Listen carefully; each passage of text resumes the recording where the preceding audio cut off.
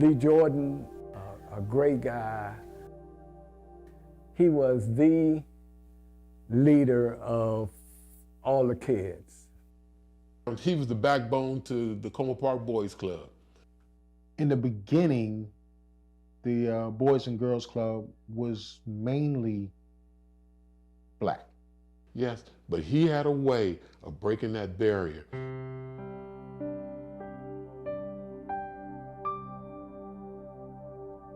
My father's from Mississippi, so he moved into this area when he was a child. Well, I was going to say about 9 or 10 years old.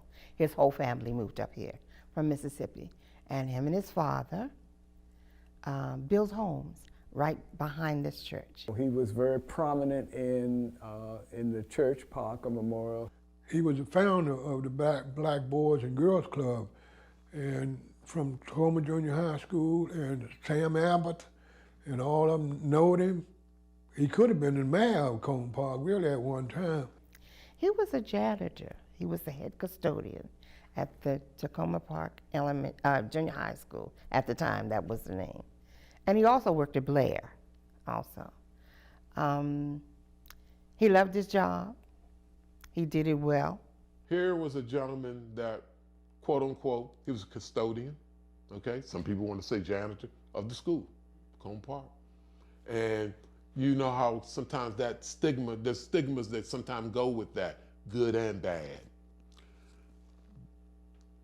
There's no bad stigma with Mr. Lee Jordan. He made what he did look brilliant. A principal in the school would be the head guy. When there was an issue at Takoma Park Junior High, you would always hear,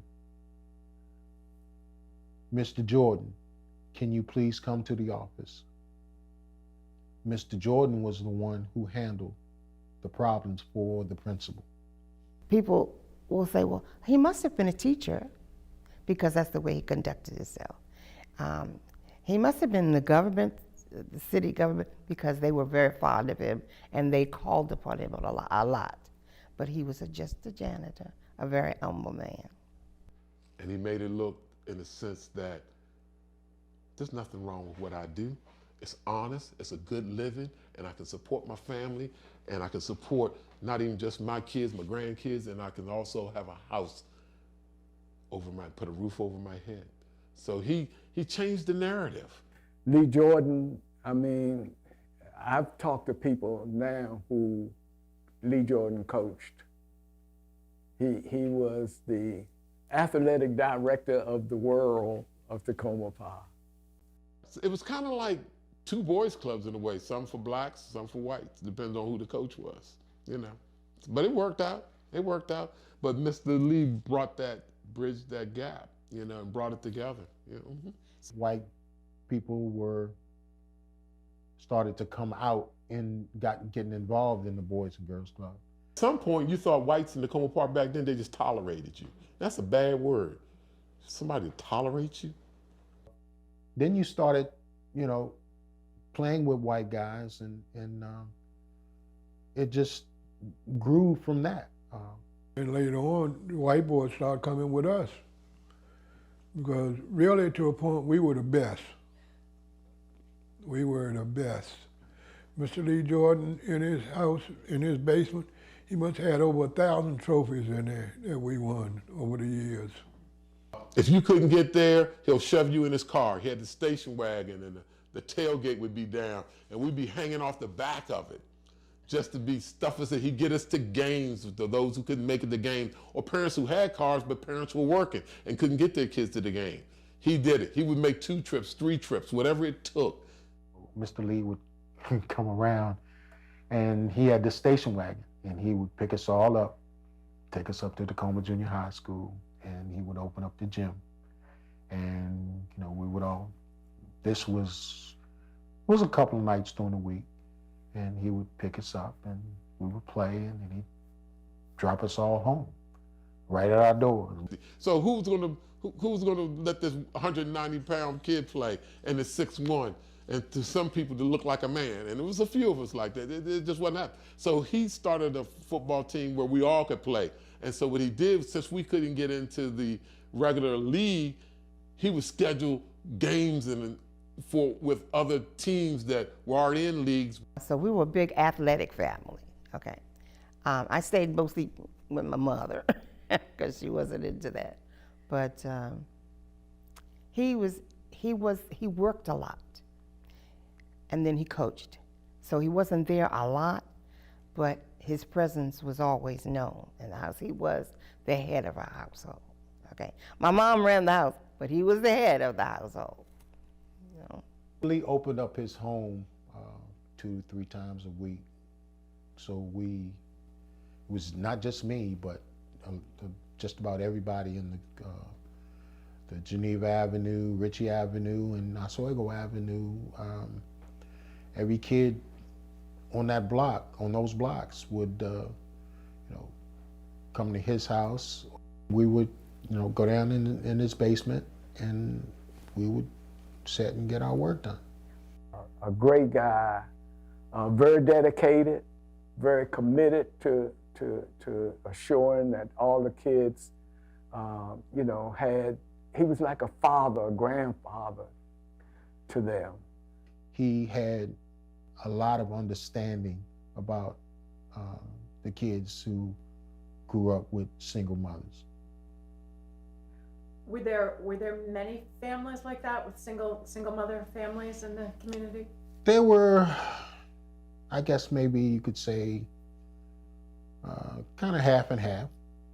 I mean, he took care of white kids and black kids. If your kids, if you were white and you had a son that wasn't into nothing or doing nothing, the parents would turn him over to you. They turned him over to Mr. Lee. He was a great man. And he keep you in line, because when we act up, he tell you straight up, you're not gonna do that. You're not gonna do that, or stop it, or he'll get harsh with you. Got in trouble, police in the Cone Park back then, there was only a few of them. They would take you to Mr. Lee Jordan. Yeah, they take you to Mr. Lee Jordan. These were black police? No, white.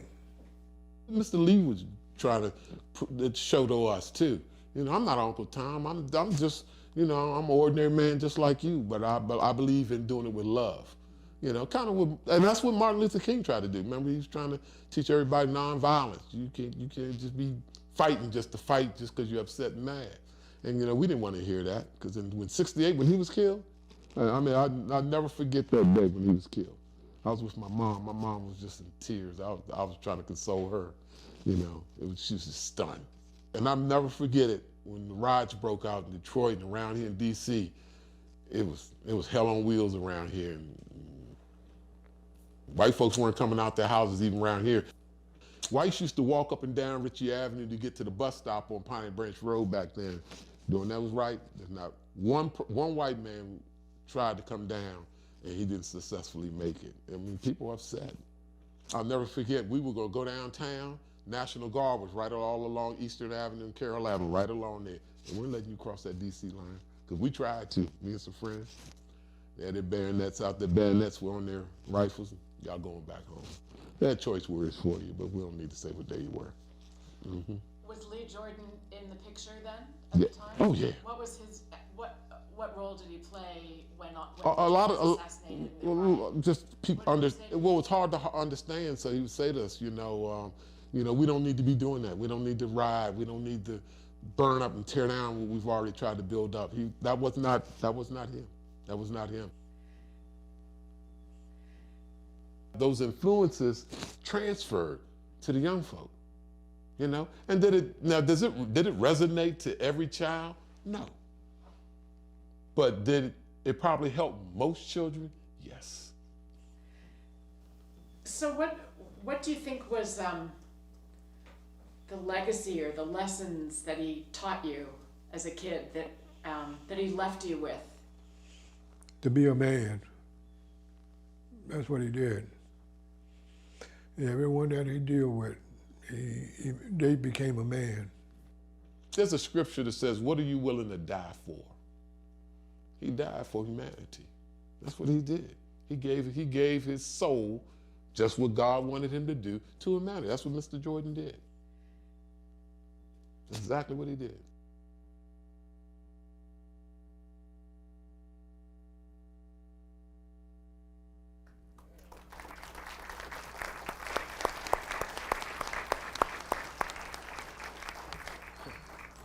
Welcome everyone.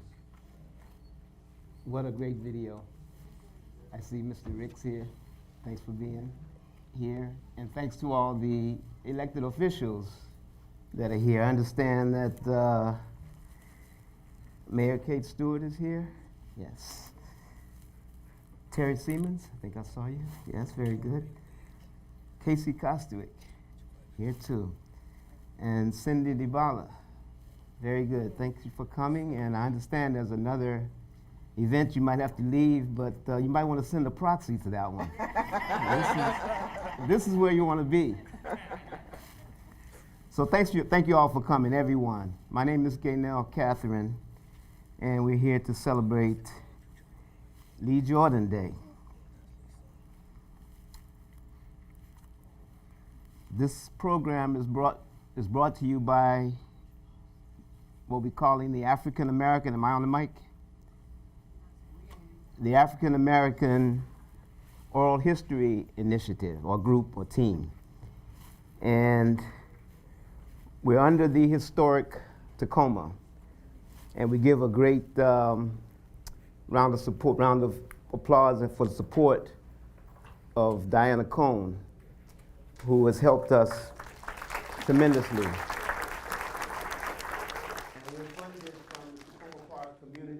Grants program, which I think I met Ms. Rosenblum, is it? Susan Rosenblum, thank you.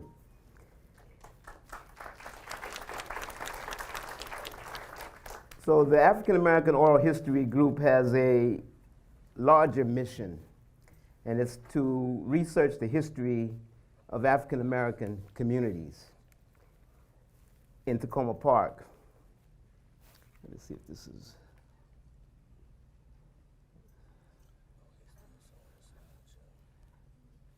That's out of order there. But this is the historic Takoma. And we're currently interviewing the elders and others from those communities. And you saw some of that, results of those interviews in the video. The team consists of Susan Schreiber. I think she's out here someplace. She's standing. Say hello. Yes. Allison Kahn. Diane Bradley. And Denny May, who is out of town at this point. He's not here today. And Michael Fincham, have to say, thank you, Michael. Michael produced the video, thank you. So there's a sign-in sheet in the back, and if you know someone who we should be interviewing or have historical information, documents, artifacts, pictures, please contact one of the team members. So today is our main mission is to celebrate Lee Jordan. In addition to the video, we will have statements from Lee Jordan's family, the daughter, Patricia Matthews, and niece, granddaughter, Joy Jordan. We'll have a musician, and then we'll have a section for audience participation. So we'll ask audience members who know something about Mr. Lee to come up to the mic. How many of you either know Mr. Lee or familiar with Mr. Lee? Say Mr. Lee. Mr. Lee. Okay. That's pretty good. We'd love for you to, anyone who has a unique experience, to share about Lee Jordan, to come up to the mic and let us know. Who's that? Wrong program. So we know that Lee Jordan was a great man. That's why we're celebrating him today. But there are certain details that people have experienced with him that we want to have on record. This is being recorded and televised, will be televised later. So it's important that we document the great aspects of this man so that his legacy will live on. So feel free to tell us your unique experiences with Lee Jordan. After the program, there will be light refreshments served outside there. So who was Lee Jordan?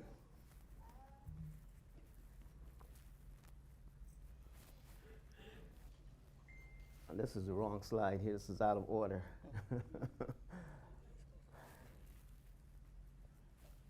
On February 23rd, 1983, Takoma Park Mayor Stephen Delgaitis proclaimed this day Lee Jordan Day. Let's see if we can find this slide. They're out of order here. Let's go here. 5 years later, Lee Jordan passed in 1988.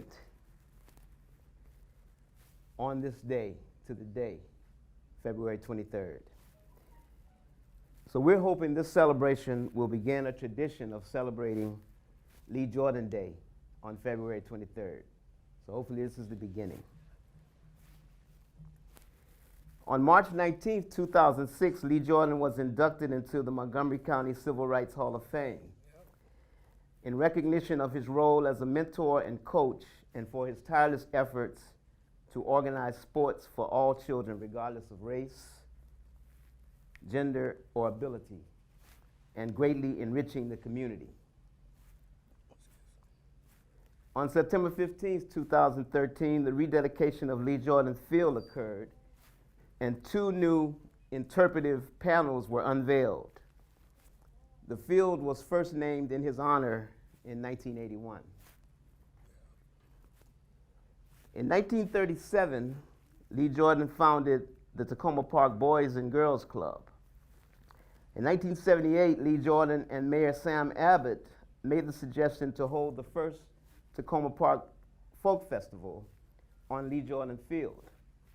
And that festival was dedicated to his Boys and Girls Club. Now here's a short list of notables that were influenced by Lee Jordan. I emphasize short. Morgan Wooten, may he rest in peace. He said, Lee Jordan is one of those rare individuals that has had the ability to touch the lives of literally thousands of people. I know as I speak from the personal experience of having my life touched by the qualities that this great man possesses. I have always felt that Lee Jordan was one of those who helped to launch me in my teaching and coaching career, which began 30 years ago. He will always hold a warm spot in my heart. His footsteps will remain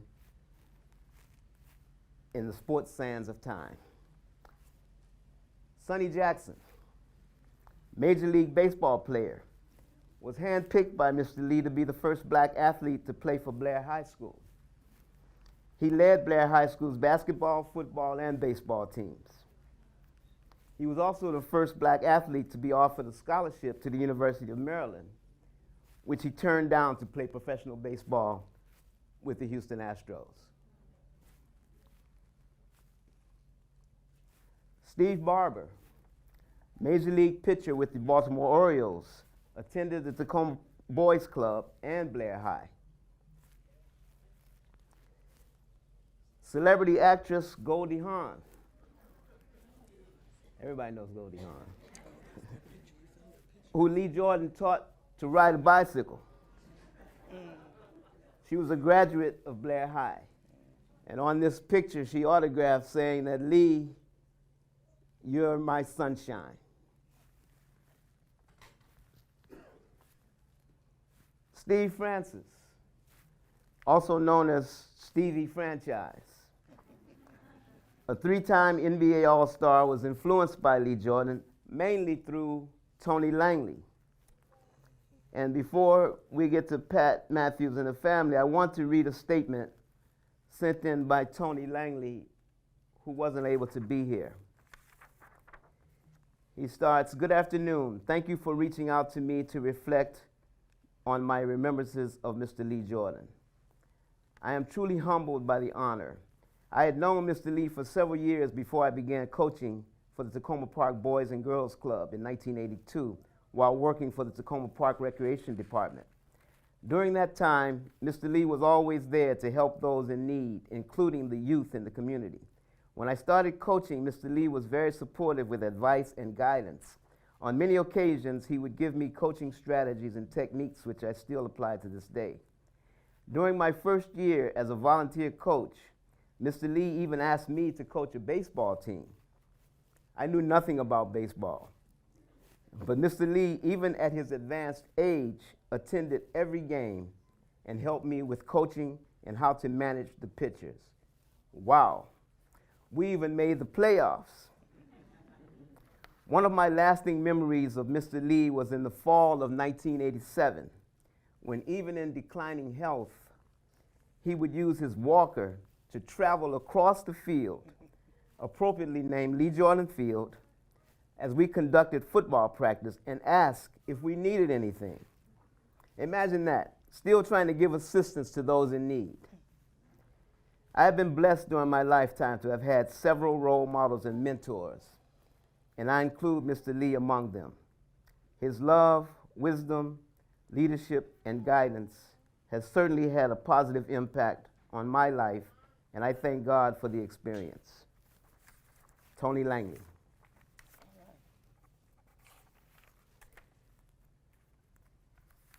So now we'll introduce Patricia Matthews, the daughter of Lee Jordan, and Patricia will introduce the other members of the family, which is substantial.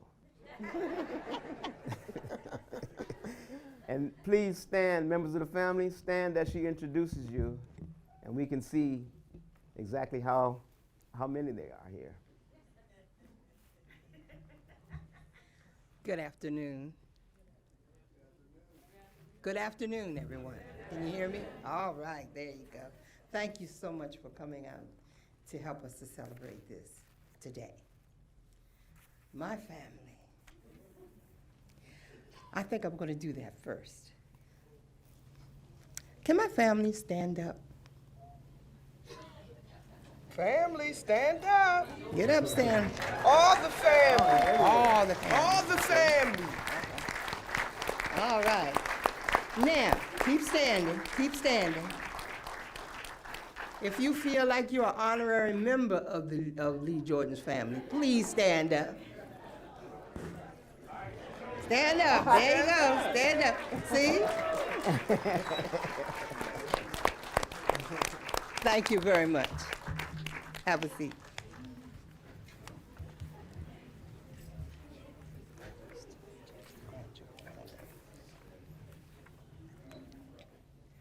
If I can help somebody as I travel along, if I can help somebody with a word or a song, if I can help somebody from doing wrong, then my living will not be in vain. These words tell the story of what my father was all about. His life was about sharing and caring everything he had. His proudest possessions was his faith and his family. He taught us by example, making everything a learning experience. He taught us to yield not to temptation, for yielding is sin. And what a friend we have in Jesus, all our sins and griefs to bear. Though our family was raised in Takoma Park, Lee and his family was originally from Edward, Mississippi. In the 1900s, the Jordan family decided to pack up everything and move north, hoping for better jobs. They settled in Maryland.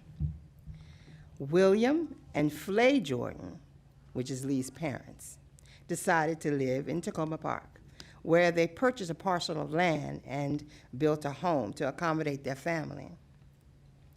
Lee was the oldest of four.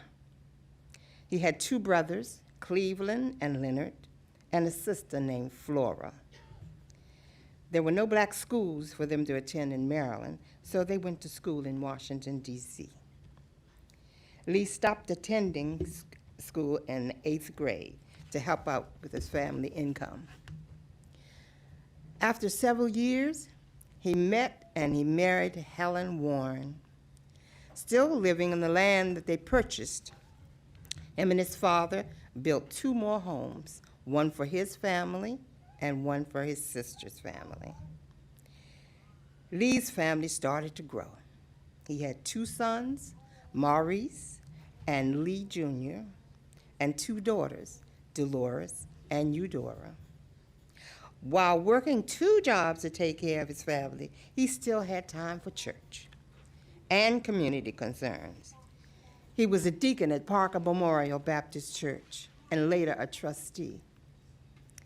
He served his church faithfully. He started church basketball for the boys and softball teams for the women. His work in the community was major. He was the president of the Colored Citizens Association, representing the colored communities in Takoma Park. With their help, they achieved many projects addressed by the community.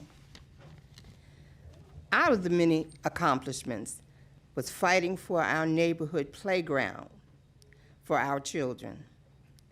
It was only through the help of this association that we have Heffernan Park in our neighborhood today. After living through the Depression, life started getting back to normal. Then, hello, I came along. 10 years after their last child. My siblings' life experiences were different from mine. They went to segregated schools all the way through, and they attended the black 2-room school in our neighborhood. They were bused to school all the way to Rockville and attended junior high and high school there. I started out in that black school, but then attended Takoma Park Elementary School, right in our neighborhood, when schools were integrated in 1955. My father was a guiding force as to how we were to handle the situations that would confront us. He taught us everyone was the same, no matter what the color of their skin. Just remember who you are and stand firm in it. If you grew up in Takoma Park, and you probably attended Takoma Park Junior High, there you would see Mr. Lee roaming the halls, greeting the students. He became an unofficial guidance counselor, problem solver, confidant, and friend, which I'm sure that you'll hear today from some of those that'll speak and how he made a difference in their lives. My father was a superhero to his family and to his community, and a servant of the Most High God. His words of wisdom will ring in our hearts and our minds forever. Let us continue to take the time to remember Lee Jordan on his special day on February 23rd. I also would like to say that the name Lee Andrew, which is what his real name is, not just Lee. Lee Andrew is a family name. Lee Andrew Jr. is deceased, but we still have Lee Andrew III and Lee Andrew IV. Will you please stand? Stand. Stand up, please. The 5th, not the 4th. The 5th. The 5th? No, the 5th, 4th. Okay, the 5th. The 5th? Okay. I missed the one. Okay. Thank you very much.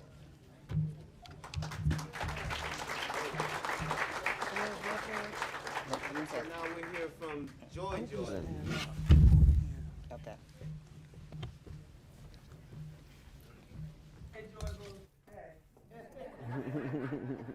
Hello, everyone. Thanks for attending today. I am Joy Jordan, the granddaughter of Lee Andrew Jordan Sr., the man who has brought us all here today. Respectfully known as Mr. Jordan, Mr. Lee, he has written his own chapter in Takoma Park's history.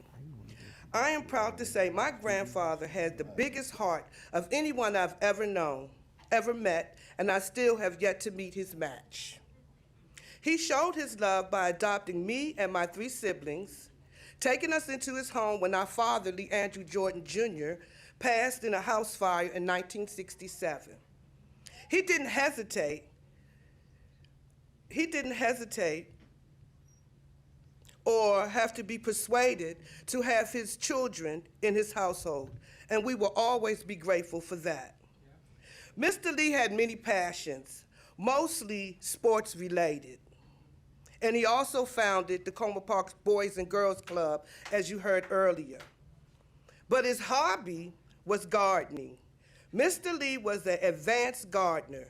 Growing up, we always were surrounded by such beautiful flowers.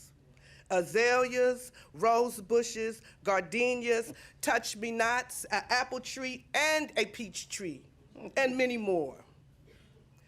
There was even his bountiful garden, vegetable garden, all grown from seeds he cultivated each year.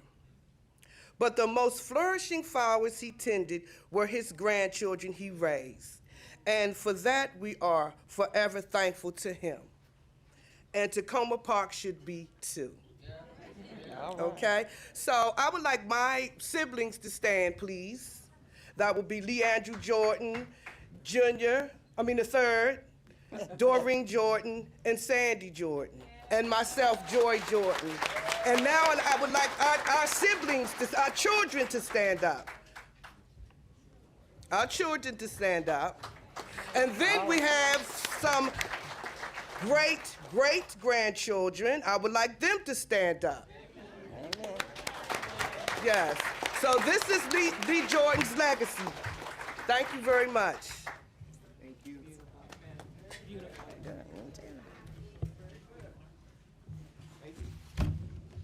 So before we open it up to the audience for audience participation, we're going to have a few words from our team member, Diane Bradley. Thank you. Thank you so much. It is quite an honor to be here today, and I hope you all are enjoying the program so far. Yeah, wonderful program. I thought about coming up today, and the thoughts in my mind were from Mississippi to Maryland. That's the Lee Jordan story. There are many bridges that bring people together. Sometimes it's music, sometimes it's art, sports, shared experiences, and even work. Sometimes those bridges are people. Lee Jordan was one of those bridges. He brought people together. I didn't know Lee Jordan, but through the many stories that I've heard about him, the stories that I'll hear today, and I feel his family, I feel his sense of passion, his humanity, and his character. So I feel like I did know Lee Jordan. And in a way, we all know Lee Jordan. We all want to know a Lee Jordan, because that's what makes this world a better place. So at this time, we're going to give those of you in the audience an opportunity to have a conversation with us about Mr. Lee Jordan. We want to know about your special experiences, how he may have shaped your life, your community, how he made you a better person today. Now we're going to keep the comments nice and short and sweet. No more than 2 to 3 minutes, so that we don't have to, yank you aside. But it's just such a wonderful thing to know Lee Jordan and to do this program. And as you heard earlier, this is just part of a larger program through the sponsored through the historical Takoma Park about the African Americans in Takoma Park. And of course, we've come a long way, from Negro to Black to African American. Who knows what will be next? Maybe next it will just be the people of Takoma Park. There you go. Amen.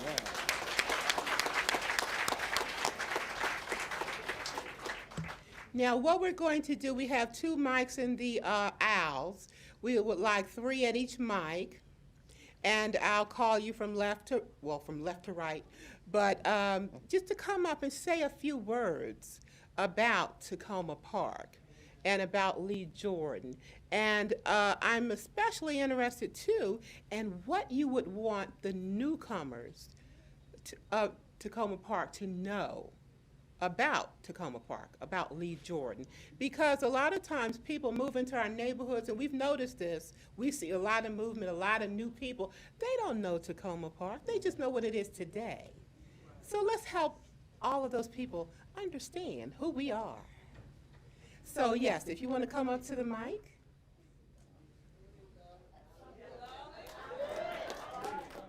Okay, and just the next person, come forward so that we can kind of keep this program rolling here. And I did say from left to right, my left, which is here. So we'll start with this gentleman here. And if you would introduce yourself. Is this on? Is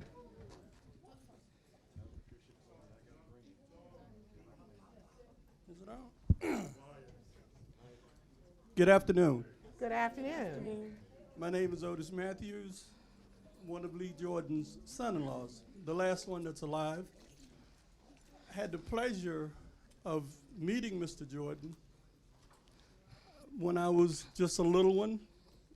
What people don't know was, before the Boys Club, he had organized most of the black churches in Montgomery County, and he fixed it so we could play organized basketball. From there, after I got out of the Navy, that was how I got involved in the Boys Club. And he had a very unique way of convincing me to coach, and it's a story I'll never forget. 1971, 21 years old, fresh off the ship, just wanting to work, raise a family, and had the pleasure of him coming over one evening and saying, "If you're not busy, could you help me out?" And I was like, "Sure," not doing anything anyway. And he made the statement, "I got these kids that want to play football," and he knew I played football. So he said, "If you could just work with them until the coach shows up, I'd appreciate it." I didn't know. I'm like, I get off at 4 o'clock. You said be at the field by 6. No problem.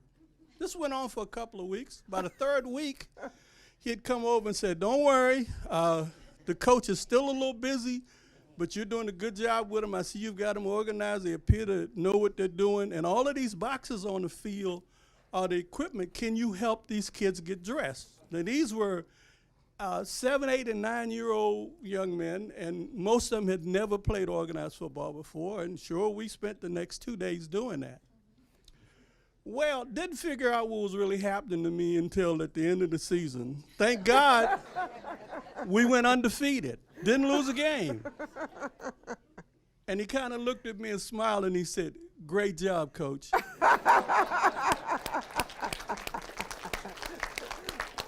Thank you so much for 23 sharing. years later, and I still miss coaching. Oh, wonderful, wonderful. Now, that was a fantastic story. Love it. That's the way, I'm going to use that too. Yeah, that's great. Yes, can we hear from you? Hi, my name is Dolly Davis, and I'm the family who was always at their house. My family is the Dawes family, and we shared a great bond because we all had a lot of kids, and we were always at each other's homes. When I came to Takoma Park in 1963, 5 years old, it was just a vibrant time, vibrant city at that time, lots of activities. And I don't think I was a part of the sports program until later. I was like 8 years old, something like that. We started playing softball, cheerleading, things like that. And of course, by the time I got to Takoma Park Junior High, knew Mr. Lee as a janitor. And one of the things he said to me was, "Dolly Ann, what are you doing in the hallway? Go to class." "What are you doing outside? Where's your hall pass? Get in class, let's go." So I just remember, him being a father and being one of those integral parts in my life that will never, ever go away. To this day, I'm indebted to him for my love of kids and families, and have devoted my time with program coordinating sports programs in Washington, D.C. metropolitan area. And because of his love and his generosity to me and to my family, I continue his legacy moving forward. Thank you. Fantastic. Thank you so much. So far we have a motivator, we have a father. Wonderful. What's your story, sir? My name is Derek Thomas. Mr. Lee is responsible for everything that I am. We were just Takoma Park Maple Avenue of Takoma Park and other areas too just was made up of black people who escaped DC and moved to Maryland, and we were just here all together, and we were going to school, but Mr. Lee decided that we all needed to be busy, and he made us busy. He drove that station wagon that's in the picture, and he would pick us up and take us to every game, every sport, all the time. He did everything for us. Everything that I am is because of him. He never cared who you were. He never cared whether you were good or bad. He didn't care what color you were, it didn't matter. He just delivered us to these athletic events, which I think are sorely missed in the area. But he's responsible, and the people I know from Takoma Park have done many big things. And Otis, who just spoke before me, he was one of my coaches. Oh, wow. Him and Lanny Taylor and Calvin A. Van, there's a list of them. You're going to hear it over and over again as I look around, but I just got to tell you, Takoma Park, Mr. Lee is responsible for the lives and the pursuits of a lot of people that look just like me. Thank you so much. On the side, yes, sir. My name is Warren Benson. I came to Takoma Park in 1980. I was coached by Tony Langley playing basketball. Tony used to tell us stories about Mr. Lee. And one day I asked Mr. Lee, why do you do all this? And he said it. Everybody in here is my kids. Everybody in Takoma Park is my kids. And I was like, okay. But I didn't understand what he was doing then. But now I grew up and I see so many people who succeeded, and I knew it was special. I also was a coach in Takoma Park, girls and boys. I just wanted to share that.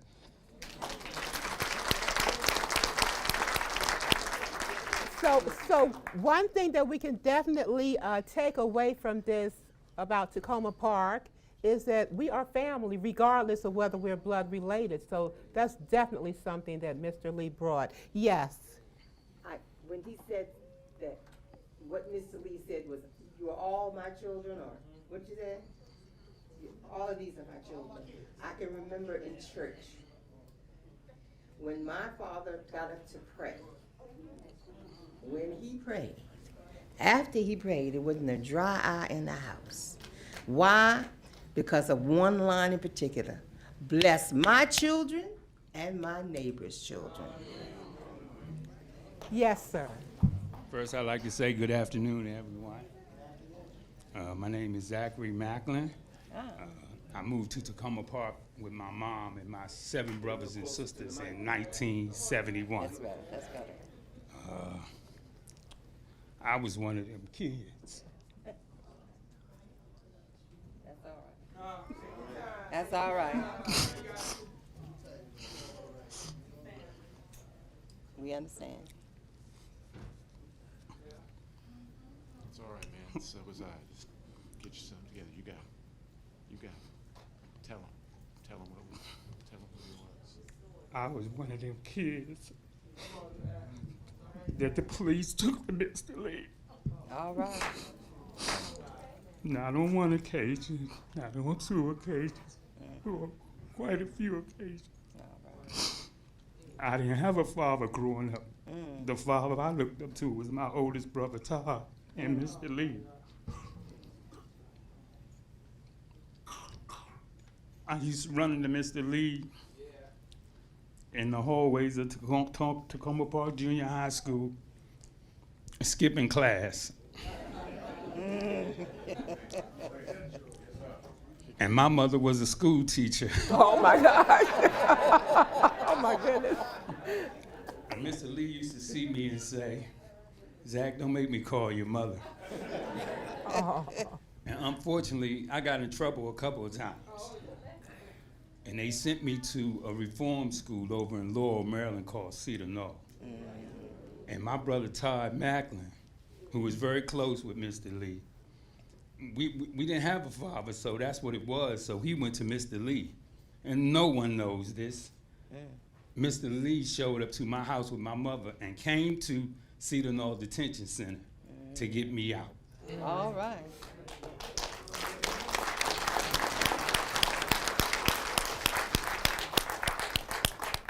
Mr. Lee told me to don't do wrong. He said, grow up and be a man. He said, do the right thing, have a family, have some kids, grow up and get a good job. I've been married 30 years. Both of my kids have gone to college. Mr. Lee was that guy that let me play for his baseball team when my mother couldn't pay no money or anything. I just want to say to the Lee family that I appreciate y'all. I love y'all. And I thank your family for sharing your father, your dad, your brother with all of us. Dad, friend, I'm Buddy Daniels, and that was a hell of a job. We actually know each other, buddy. Yes. Nice job. Claude Thompson. I met Mr. Lee in 1979 when my mom brought us out here from D.C. And I can remember this story I'm going to tell you when Mr. Lee, he was sent us home with the, well, actually Coach Otis, he sent us home with the permission slips to play football. And I went home, my mom just signed it and gave it back to me with no money. So I went to Mr. Lee, I said, Mr. Lee, this is all she gave me, just the form back. He said, son, don't worry about it. You gonna play. And you know, that right there just showed me at that age that he was God sent.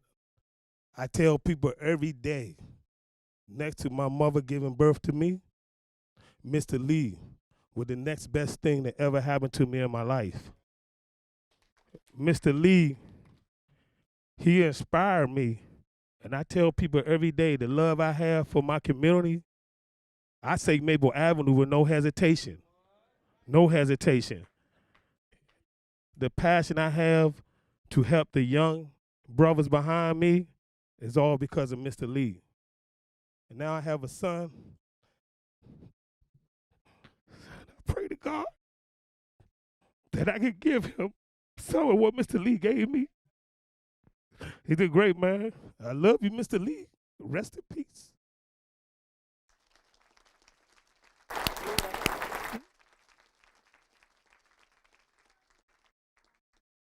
They are just phenomenal.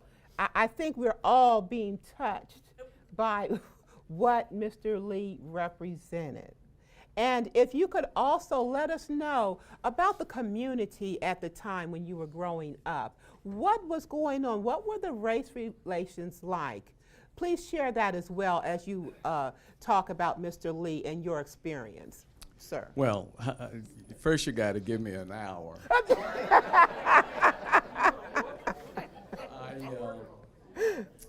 I am Vernon Ricks. Had the great opportunity to serve as the first African American elected official in Montgomery County here in Takoma Park. I'd like to.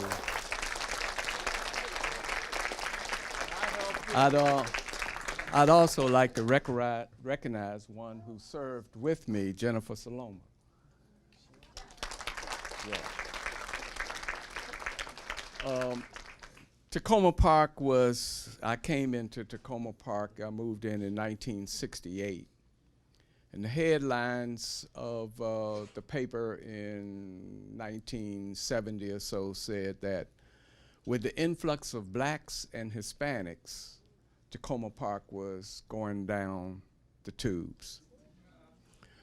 I served with Mayor Miller, who was the mayor then. The community was divided. Ritchie Avenue and what they used to call the bottom, okay? Still the bottom. They were different communities. There was a section of Takoma Park, Maple Avenue, and all that. But the issues of that time were not how black folks were being treated. The issue of that time of Takoma Park was how the whites were being treated up in the college area, up around the community college, Montgomery Community College. The other issues were that Metro was coming in. And so the other issue was that whites were moving out. And so there were two communities. In Ritchie Avenue area, Mr. Jordan, Mr. Boatman, Mr. Cross, the Cross family, Reverend Ross, all of those were the leaders of the community. It so happened that I lived on the other side of the tracks, and I call the tracks Maple Avenue. Okay? And they came to me because I had had some professional experience in corporate America. And they approached me to run for council. At the time, I was really tied up in corporate America, but they convinced me to run. There had been, Reverend Ross, I believe, had run before that, but was not successful. So what I did is I went to the mayor, then, Mayor Miller, and I cut a deal. I said, these folks asking me to represent them. You have no blacks, you have no people of color on the council, have never been, and I think that I can represent them for you. And consequently, I was elected, was one of the top vote getters on the council. A later mayor made me the mayor pro tem. Now I can get to, you kind of understand the history of how blacks were in Takoma Park. But there were two blacks who had some authority in Takoma Park. One had the keys to the junior high school, to the church, and to everything else. And the other one was me. I had the keys to City Hall.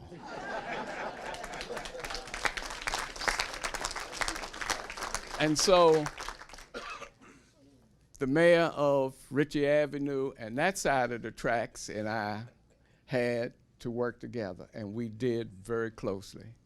When I needed the junior high school, we would call Mr. Jordan and say, can you open it? We did kite contests, we did the 4th of July, we did all kinds of activities on that side and in the church. Because when I was campaigning, I went to the black church like all politicians did, okay? And Mr. Jordan would make sure that I was recognized. And so I was not a kid who, was under him, but I had the opportunity to learn from him. Okay, it was an experience to learn from Mr. Jordan.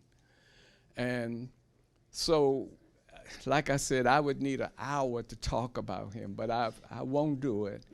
But God has blessed me with the opportunity to know him, to work with him, and to have worshiped with him. And so one day when we get a chance, and I look around in this room, I was on the council when we built this building. And this building is different from what I knew it. City Hall used to be on Columbia Avenue. And just one other quick thing I want to make y'all aware of. That right behind City Hall here, there was a black female who had been enslaved, and I think her name was Clara. Clara. And Clara lived there, and when they built this building, it kind of cut Clara off from the rest of the community. And so what we did was, and she was not a woman of great means, but we had the electricity in her house tied into the City Hall so that she could live. And so, thank you for listening. They did, I was taped on a video, and you'll probably see it later, but thank you. God bless everybody.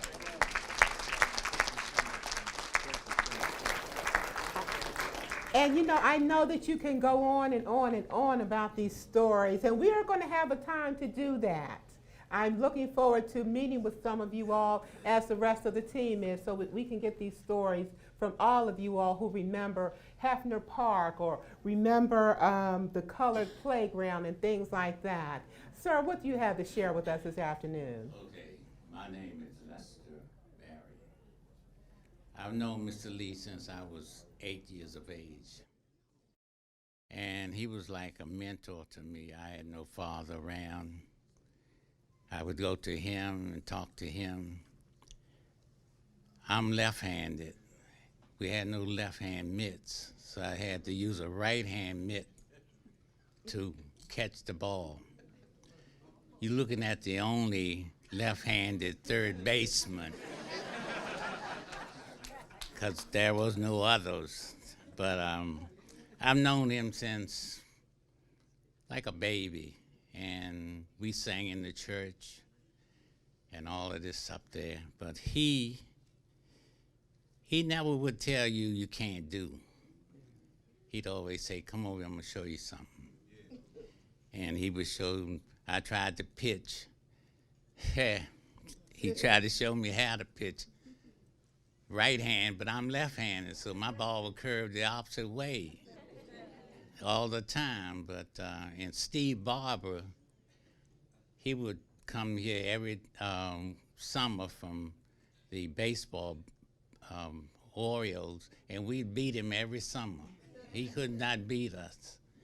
But what I want to say about Mr. Lee is that he showed me some things that are good for today. How to treat your wife, how to treat your children, and to be a man. Stand for whatever you think about or do. You stand and take the punishment for it. That's one good thing I liked about him. So to his nephew, grandson and daughter and all, I've known him for quite a while, and he's been a real good friend. Thank you. Now I'm going to say I'm getting a little nervous because I see a notebook there. I have a few notes on Lee, just a few. I'm lying. Vero told me the TV people said if you go above 3 minutes, we will cut the mic off. And be glad of that. By the way, I was at Vernon Ricks' victory party, and he was one of the first campaigns I ever worked on. And Clarence Boatman and my mother, Opal Daniels, were my mentors and got me into politics. So got some history in this room. My name is Buddy Daniels, and I lived for 64 years at 19 Sherman Avenue in Takoma Park. My sister Kay Daniels Cohen and I attended Takoma Park Junior High. That's the Blue Devils. Oh, you think the Blue Devils? We're talking the Blue Devils. The best athletes in Montgomery County at that time. She graduated in 1957. I graduated in 1966. We both were very proud to call Lee Jordan our friend. He was the chief custodian of the school for many years. He knew most of the students by their first name. He cared about the students, and he mentored the students. Basically, for years, he ran that school. I was asked to keep my comments about Coach Jordan down to 2 or 3 minutes. But there's no way. How can you do that, especially when Coach Jordan has influenced everyone over the years? You can tell Lee Jordan stories for hours, and as you figured out by now, I can talk for hours. But my sister's interview with the Takoma Park TV station at the September 2013 rededication ceremony of Lee Jordan Field says so much about Coach Jordan. And I'm going to paraphrase a few of her lines. And this is my sister, Kay Daniels Cohen. My first day at Takoma Park Junior High, his face was the first thing I saw. He wanted to make sure I was all right. I was in the 7th grade, and I was petrified. He set my mind at ease. He took such good care of me for all 3 years. he was a magnificent human being. You know those of us he touched. He touched us in a way that we have passed on his kindness and his goodness as often as possible. And we have passed it on. I'm looking at everybody in this room and hearing everything I hear. You know what? I can't say it better, because I think that's what Coach Jordan taught us, and, of course, certainly many other lessons. I want to thank everyone involved with this program, because it has meant so much. And I said it would, and I think you can see by the reaction in this room and by everyone in here. I mean, this is like a family reunion for me. Thank you, Patricia, for asking me to stand with the Jordan family. It's an honor, a real honor, because I represent the Daniels family. The Jordan family and the Daniels family stood as one back in the day with so many other families in this community. This day, we all still stand as one, and we will never forget the lessons Coach Jordan has taught us. And we will continue to pass these lessons on from generation to generation. And this is the evidence right here. So you gotta love it. And give me an amen, Patricia. Do it, baby. You got it. Thank you all so much. We want to pause for a second and ask, I know the elected officials have to leave, but if there's any statement the mayor or anyone else would like to make, the county executive is here. Could you come up to the mic and make a statement, and before you take off, we'd appreciate it.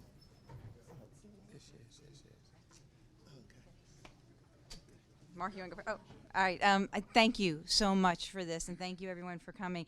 And I am sorry I do have to leave, but this has been such an amazing event to hear these stories. I've had the honor of hearing some of them before, but to meet all of you in person here, and I am so glad that this is a beginning. And that you are going to continue with this project and hopefully be able to bring everyone together again. And so I just want to say my thanks. And I always truly believe, as somebody who now gets to represent this wonderful community, that we always stand on the shoulders of those who came before us. And it is a deep honor for me to be a representative here in this community, knowing of the work that Lee Jordan did. So thank you to everyone. Executive. Hi, Gaynell. Hello, Mark. We used to work together at the co-op.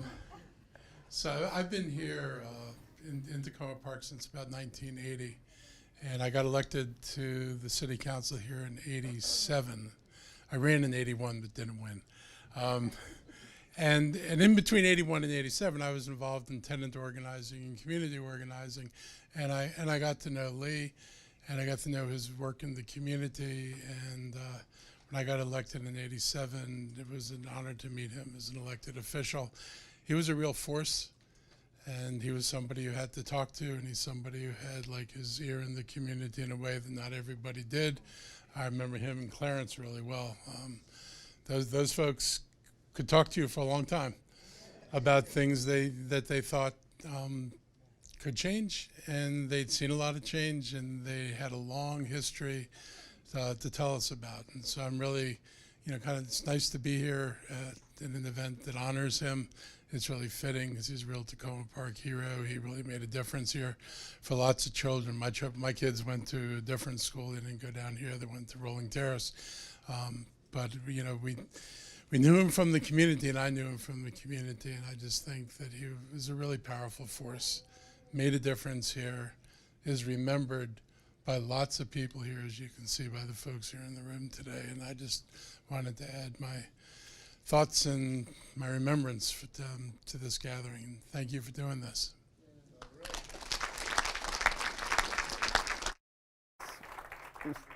Okay. Good evening. It gives me great pleasure. Tammy, hold my hand. It gives me great pleasure. I met Mr. Lee when I'm old now, but I was a little gal. I was about in second grade, and I met my friend Tammy and one of Mr. Lee's granddaughters, Doreen. And I just remember feeling really safe and comforted when my mom moved to Takoma Park from not southeast, southeast. And my mom was trying to find her way, and Takoma Park made it happen that my mom found her way. And so anything that ever happens with Mr. Lee and Takoma Park, I'm just always so excited.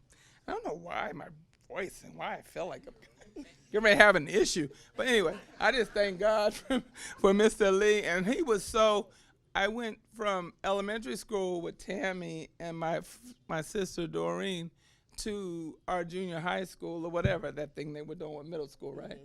And I just remember Mr. Lee being an integral part of that. And he was so impressive and so to let you know what a community servant is. That's my first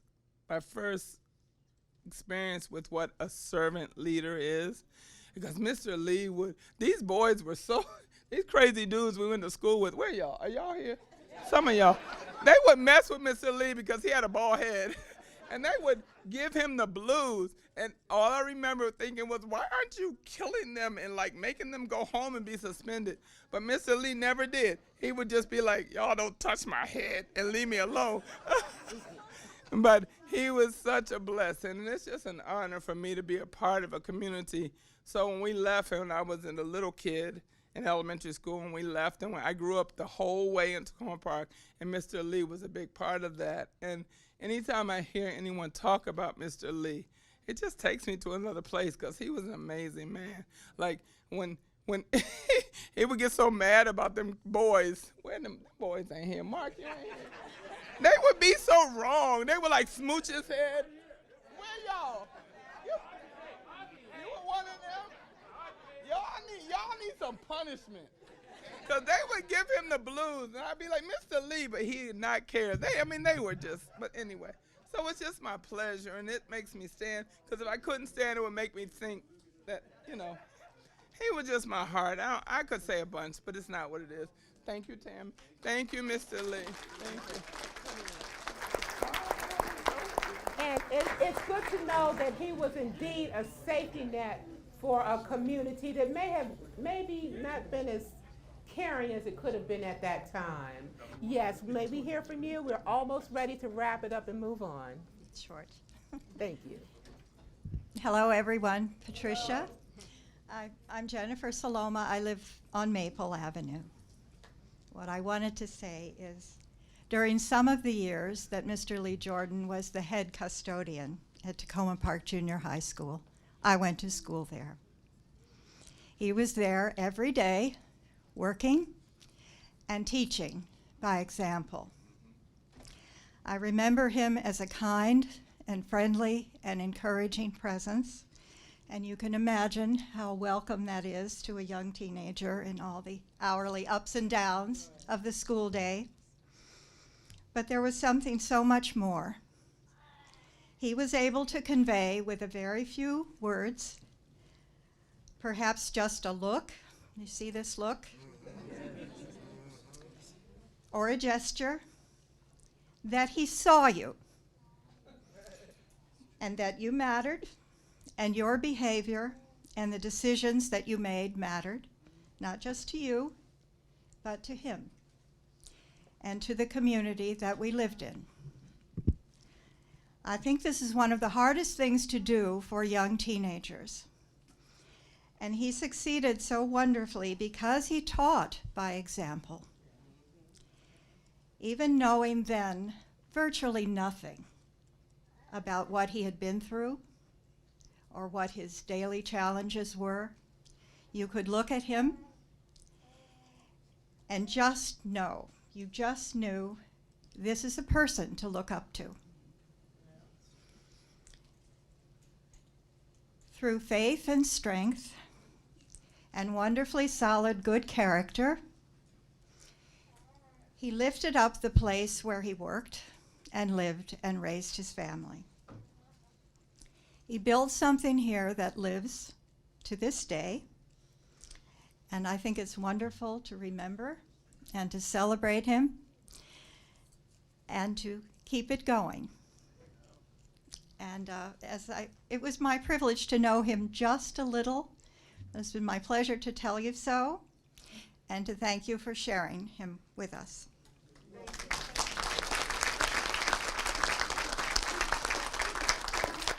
going to move on. Yes, please.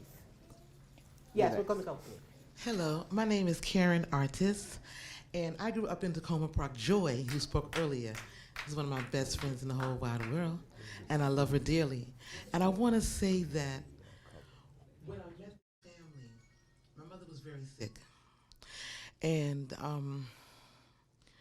when Joy spoke about Mr. Lee being a gardener, he did grow fruit. He did plant seeds, who are now just gorgeous, wonderful trees. The extension of Mr. Lee is all right here in this middle section that I know personally. And Aunt Pat was my daughter's first teacher. My daughter's first teacher, she baked every cake. She can, now, Aunt Pat can bake. If y'all don't know, Aunt Pat can bake. And he passed it on to Joy especially because she is such a caregiving, loving person for this community that if you don't know about her, you will find out. It's going to be a thing like this for her one day. I want to say, too, that I lost my only child. And after that, this family still, to this day, keeps me as part of their family. And I'm so grateful to Mr. Lee. When I see that face, it just brings joy to my heart. It brings joy to my heart, and I can just see him talking right. It's like he's talking right now. And I just want to say to all the grandchildren, and the great-grands, how much I love you, and how much of an experience I had with your grandfather, that I just am truly grateful to know you, and I'm grateful to be here today, and I'm thankful that y'all extended your family to mine. And I love you all so much. Pat, you are the one. Love y'all. Thank you. You took a chair with us. Good afternoon. You were doing a fabulous job of orchestrating this. You were just doing a spectacular job. I wanted to address your questions, sort of making others aware of what it was like at the time. I was at Takoma Park Junior High School in '72. I was 12, so I was born in '60. I remember his face well, and I remember how fond I was of him because he was a very kind and gentle person, always willing to talk to anybody and everybody. But I wanted to also address your point about what it was like at the time. So being a white student, why my mother chose Takoma Park, I'm certain had to do with sort of her civil rights interest and engagement in the past. And Harriet Takoma, she was a realtor in Takoma Park at the time in the 80s, and maybe some of you have heard her name. Actually, she dated Mr. Dawes. I heard the daughter was here. I remember that. Yes, I do. I was just a little kid, but I remember that piece. Risky business. Okay, so in any case, I just, at the time it was they were trying to get students together. They were bringing in students who were of different nationalities, white kids, but, Indian kids, from other places. And I remember, I've never known a Takoma Park that wasn't that. That is normal to me. This is so exciting for me to see. I never get to see old Takoma Park. This is like seeing the people who, so the young people, yeah, great, we're glad you're here, but it's cool to see the old people. Because you guys are the old history and the connection to what Takoma Park was at that time. I hope I've articulated a little bit of what that experience was like for others to take on. Oh, my name is Tanya DeCone. I might have mentioned that, which I didn't. Thank you very much. I think what I am getting from all of this is that if we have newcomers coming into the neighborhood, we can truly say Takoma Park is a community of people, people of all kinds. One of my daughters used to say, Mom, Takoma Park is where the crazy people live. But she meant it in a good way. They're the people who you would see, the mixed races, the mixed couples, people were just out there being who they are. So, Takoma Park, yes. Hi, I'm Diane Cohn with Historic Takoma, and the one thing I wanted to say is people always talk about Takoma Park being different from the rest of the county, and sometimes we have to justify it, and sometimes we're proud of it. But the one thing I see in this room is we are different because of Mr. Lee. And what we have as community is in large part due to his role in the community. And I just wanted to pass that along, and I hope that the Oral History Project will also expand to include some of the white families who were in Takoma at the same time, because the story is not just the black community or the white community, it's the way they worked together. So, that way.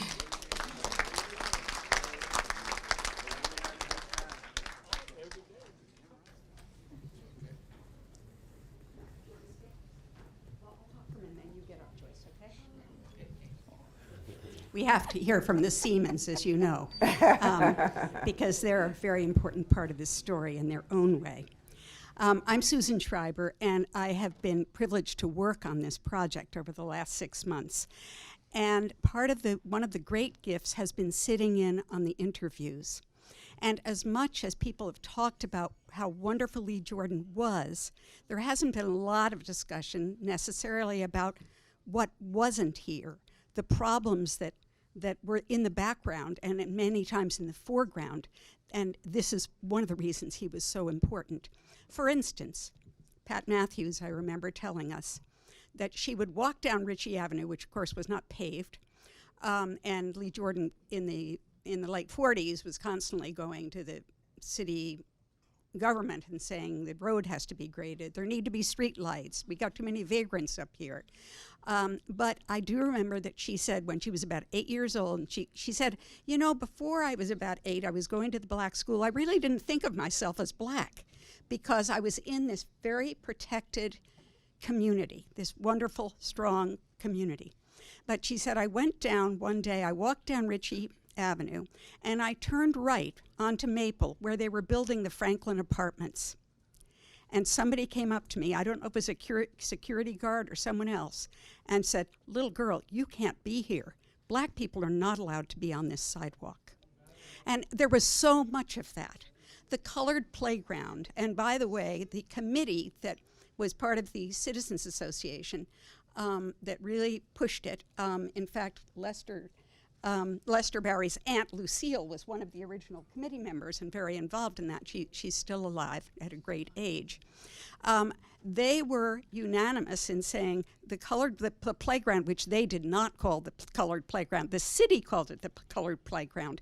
They said, we don't want to have a place of discrimination. That's not who we are. We want it to be for everybody. They started working for it in 1949. And they were able to identify a piece of property that was owned by a man in Washington, and he agreed to sell it to the city for $4,400, 4 lots, which the city did. But then they had to raise all the money to make it into a playground. And that took several years. It, in fact, I don't think it opened until 1953. And it had a fairly short lifespan because, as many of you know, then the city decided to move public works to that property, and that was the end of the playground. By this time, schools were being integrated, and the reason it was so critical was that black kids really had no place to play unless they were given special permission to play on a field from 5 to 7 on a Thursday night next month. I mean, there wasn't a place where they could get together and play ball.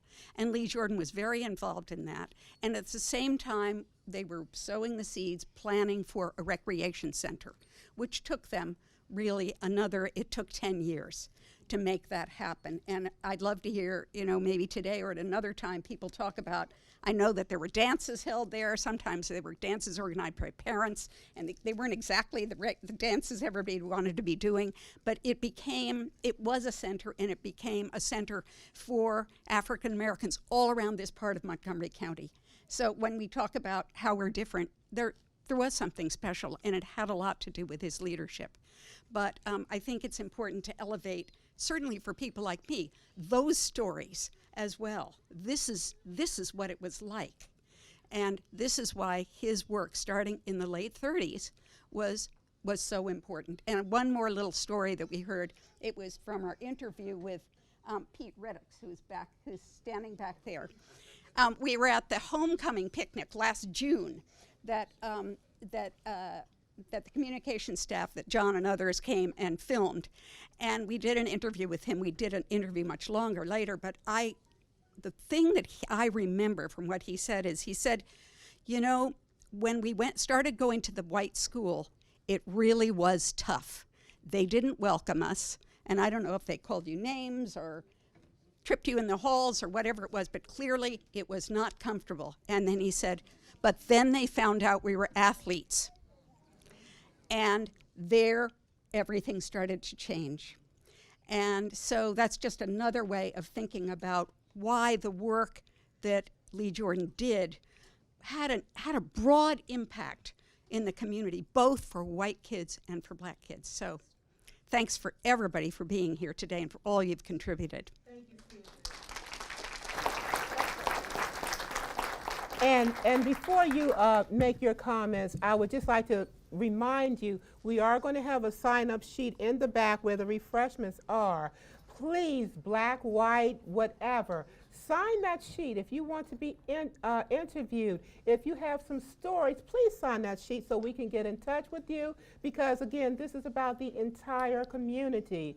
And we want to know about, you know, growing up in Takoma Park. We want to know all the stories. Thank you. Yes. Good afternoon. My name is Joyce Lone Siemens. I feel like the lady over there that needs somebody to help hold the hand. My father moved here when he was 11 years old over on Ritchie Avenue. And he served newspapers, and my grandmother cleaned. You okay? We got you, Joyce. We got you, darling. We got you. Thank you. She cleaned houses. So when my dad was serving newspapers, you wouldn't believe the family he had on on Ritchie Avenue. Everybody invited him in, gave him hot chocolate, fed him food, the Rosses, the Dawses, Mr. Jordan. They were all there for our family. There were 6 of us when my father and mother met, and my mother moved into the house with my dad.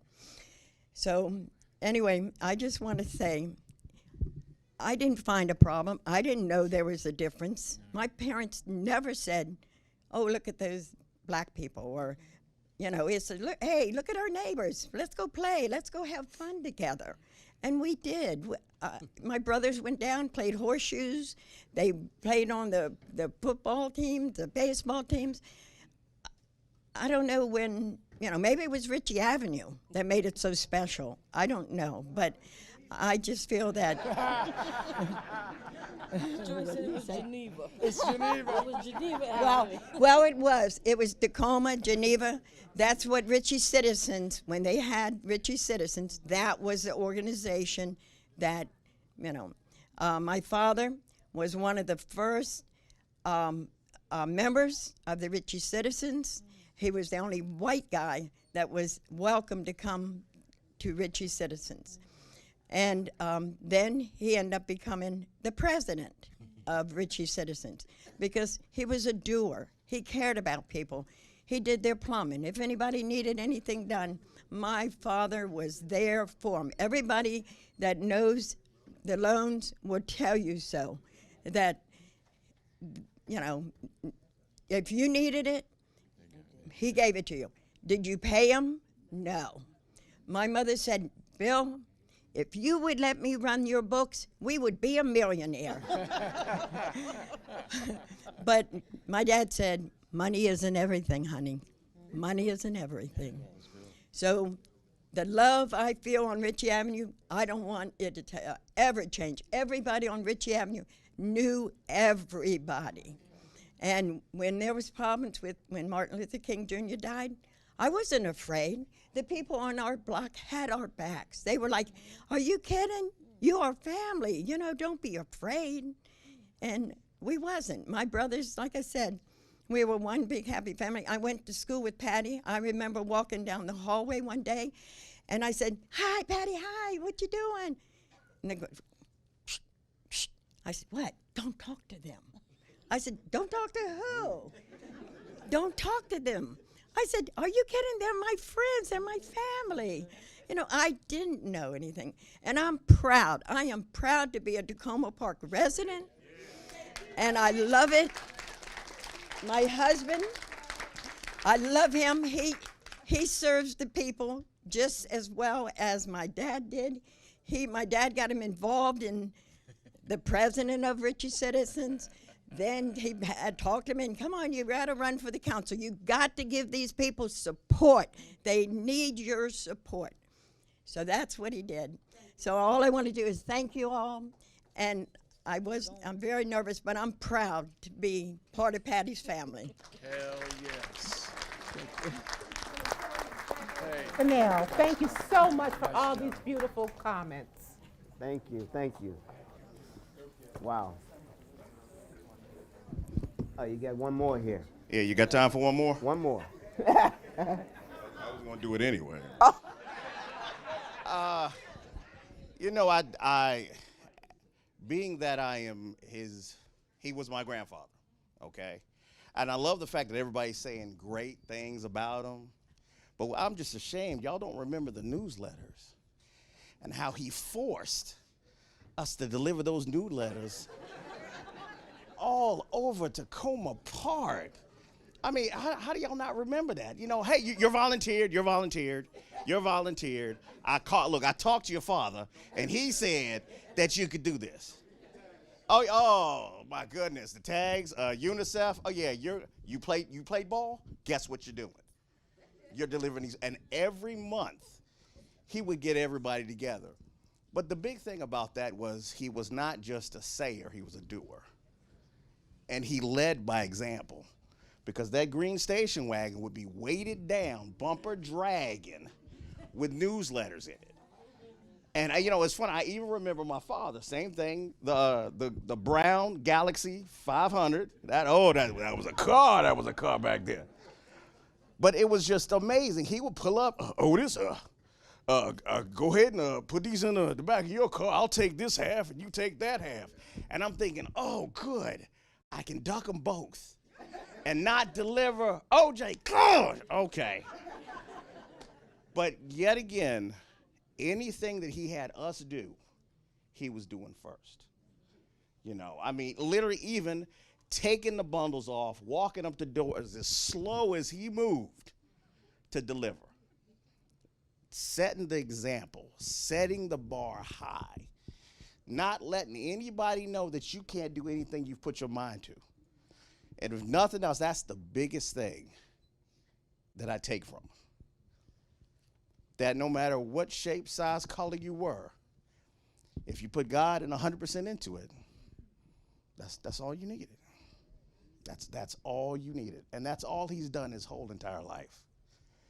Is, you know what, I am going to make a difference. And I don't care what it takes to do it. So I just wanted to tell y'all, there's a whole lot of bad to what he did, just to let you know. Abusing these kids, making them, I got paper cuts today. If I could sue him right now, I'd take him to court right now. But like it was just amazing. And even today at my job, if I get on the phone with somebody and somebody mentions Takoma Park in Virginia, and they're like, "You know Lee Jordan?" Yeah, I know him a little bit. People would proceed to tell me about Lee Jordan. Oh, he was a great man. What do you know about him? Grandson, that's all. That's it. But like I said, I'm just this is amazing. I'm really appreciating this, and I'm hoping we can do this next year. We have a bunch of alumni in this room. We should be able to reach out and touch, and we should be able to pack this place next time we do it. So please, if they reach out to you with information, please give stories. Please tell people. because one man this great should not just go unnoticed. Yeah.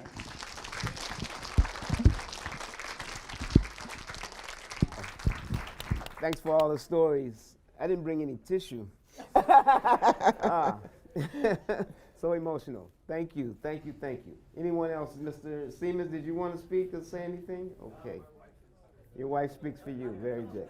Okay, so now we're going to upbeat a little bit. We're going to bring in a little entertainment, a little song that was written about Mr. Lee, original song.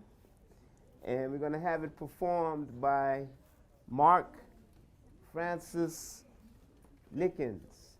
He's a musician, longtime Takoma Park musician. You may have seen him at the farmers markets. He's been around the area for a long time, and he's going to do his version of this song.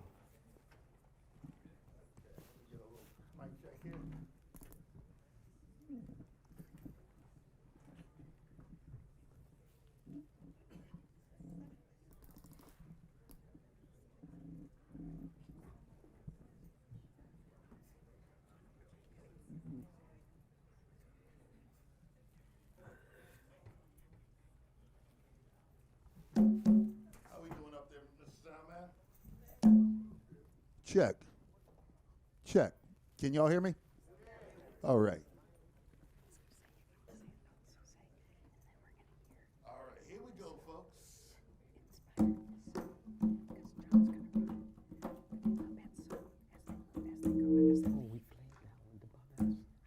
Good? Call him Mr. Lee. Talking about Mr. Lee. Mr. Lee grew up in Mississippi. Mr. Lee had a wife and family. Mr. Lee in Takoma Park, he made a start. He did what he could to make the children's lives better. Didn't wait or hesitate on how to play ball and make it through stormy weather. Mr. Lee, and they call him Mr. Lee. Talking about Mr. Lee. Yes, they call him Mr. Lee. A man of faith, amazing grace. He taught the lesson of life with no regard to race. Without pay, he made a way to bring people together and to make the city better. Mr. Lee, and they call him Mr. Lee. Talking about Mr. Lee.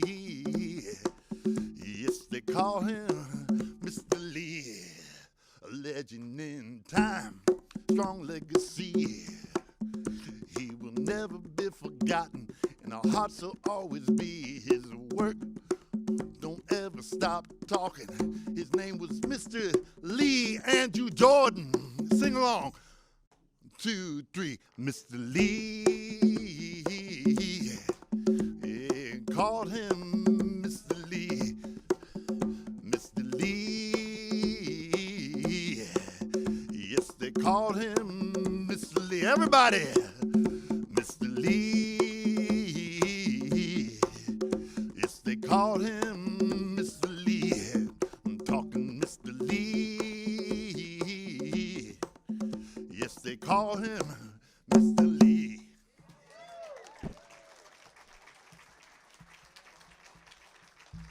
Great. Fantastic. Thank you, Mike. Thank you so much. And thanks, everybody, for coming. This is the close of our program.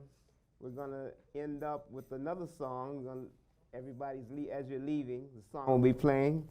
The song is also called Mr. Lee. But this song was done back in the 1950s, and it's just kind of a love song about a man named Mr. Lee. So we all love Mr. Lee, right? Yeah. Okay.